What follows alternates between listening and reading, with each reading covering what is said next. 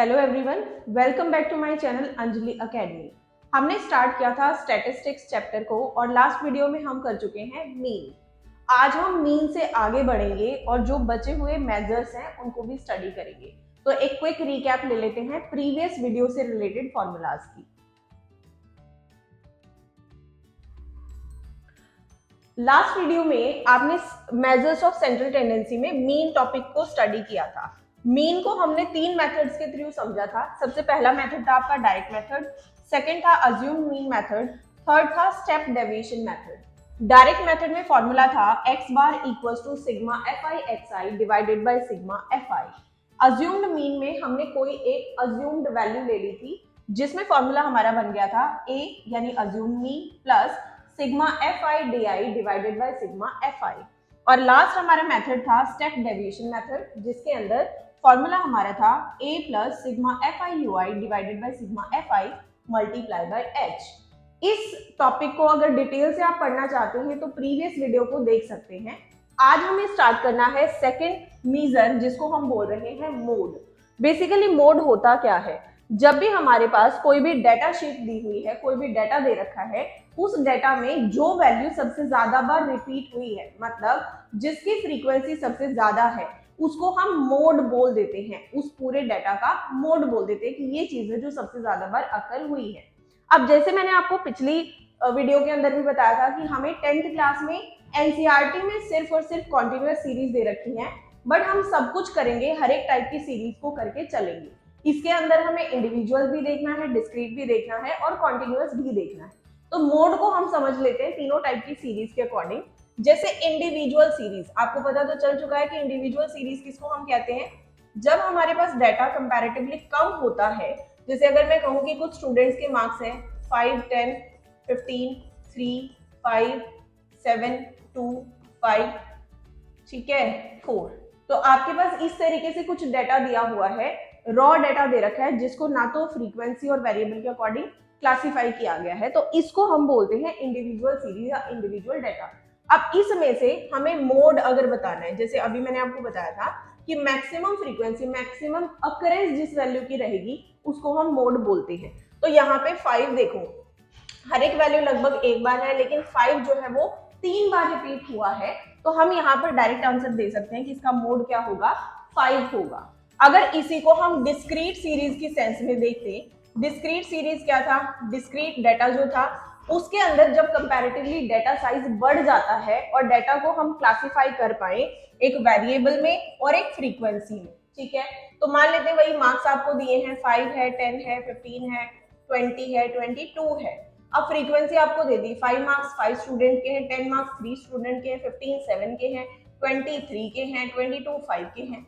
तो अब इस केस में आप क्या देखोगे? आपको कैसे पता चलेगा कौन सी चीज सबसे ज्यादा बार आई? हमें फ्रीक्वेंसी से पता चलेगा, मतलब जिस भी वैल्यू की फ्रीक्वेंसी हाईएस्ट है। फ्रीक्वेंसी हाईएस्ट क्या है? 7, यानी कौन सा नंबर है जो 7 टाइम्स आया है? वो है 15। तो यहाँ पे आपका मोड क्या हो जाएगा? मोड हो जाएगा 15, ठीक है। कैसे करेंगे?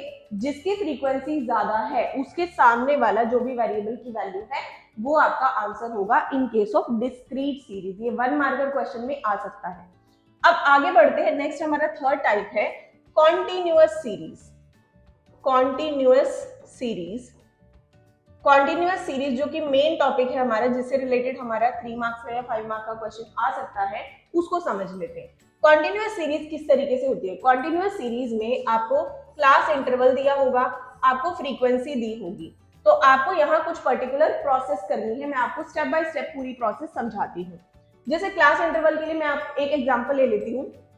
तो एग्जांपल के लिए जैसे मेरे पास एक क्वेश्चन है जिसमें मुझे क्लास इंटरवल मतलब एज दिया हुआ है, एनसीईआरटी का ही क्वेश्चन है आपका ये, 5 to 15, 15 to 25, 25 to 35, 35 to 45, 45 to 55, 55 to 65, ठीक है। नंबर ऑफ पेशेंट्स में आपको दे रखा है 6, 11, 21, 23, 14 और 5, ठीक है।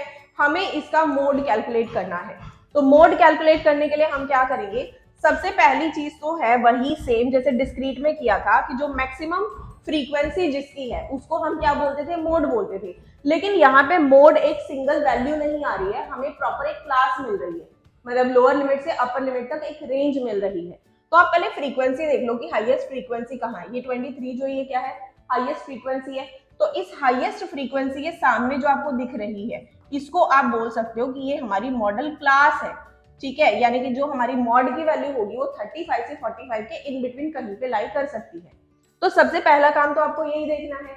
अब इसके बाद ये जो आपकी फ्रीक्वेंसी आई थी इसको हम बोलते हैं फ्रीक्वेंसी 1, F1 बोलेंगे। तो ऑब्वियसली इससे पहले वाली जो है उसको क्या बोलेंगे, F0 कहेंगे, और इसके बाद वाली जो वैल्यू है उसको क्या कहेंगे, F2 कहेंगे, ठीक है। जो आपका मॉडल क्लास आया है इसमें लोवेस्ट जो वैल्यू है, लोअर वैल्यू जो है उसको लोअर लिमिट हम बोलते हैं। तो इन सारी वैल्यूज को यूज करते हुए आप फॉर्मूला अप्लाई करोगे। फॉर्मूला देख लेते हैं इसका क्या होता है। मोड का फॉर्मूला आपका होता है L plus F1 minus F0 divided by 2F1 minus F0 minus F2 multiply by H, ठीक है। H वही है हाइट, यानी कि लोअर लिमिट और अपर लिमिट का जो गैप है उसको हम H लेके चल सकते हैं, ठीक है। तो अब आपके पास क्या बचा, आपके पास सारी वैल्यूज है यहाँ पे, आपको सिर्फ फॉर्मूला में वैल्यू पुट करनी है और सॉल्व करना है, और आप मोड की वैल्यू बड़े इजीली कैलकुलेट कर सकते हैं। सारा खेल यहाँ पर फॉर्मूला का है। फॉर्मूला अच्छे से लर्न होना चाहिए और मॉडल क्लास कैलकुलेट करना आना चाहिए। मॉडल क्लास अगर निकली तो ये सारी वैल्यूज सही होंगी। अगर मॉडल क्लास कैलकुलेट करने में आपने प्रॉब्लम कर दी तो पूरा क्वेश्चन गलत हो सकता है।